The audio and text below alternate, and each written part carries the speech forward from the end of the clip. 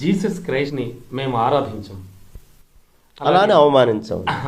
ఇలాంటివి కూడా కొన్ని వ్యాఖ్యలు చిన్నజీవి స్వామీజీ చేసినవి మనం చూసాం.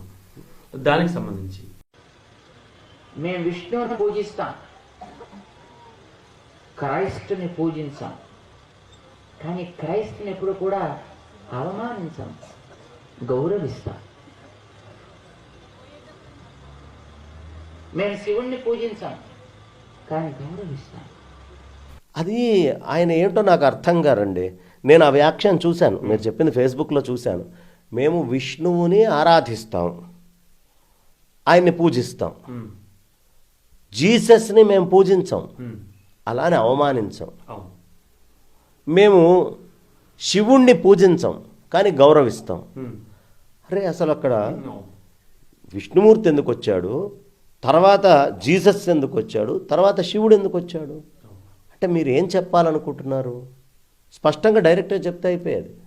చెప్పాలనుకుంది మనసులో ఉన్నది ప్రత్యక్షంగా ఫలానా అని చెప్తే నేను చాలా ఆనందపడి ఉండేవాడిని.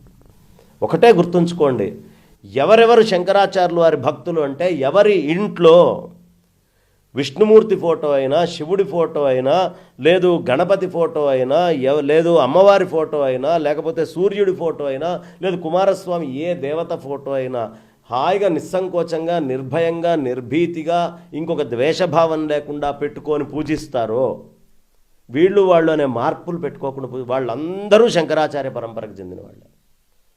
అందరినీ సమానంగా గౌరవించే వాళ్ళు అందరూ. నీ ఇష్టదైవాన్ని ప్రత్యేకంగా ఆరాధించుకో, కానీ సమానమైనటువంటి స్థితిలోనే అందరినీ చూడాలి. అర్థమైందా? ఇంట్లో శివలింగం ఉండకూడదు, తీసి బయటపడేయండి అనేది గౌరవించడం ఎందుకు అవుతుంది? కాదు కదా.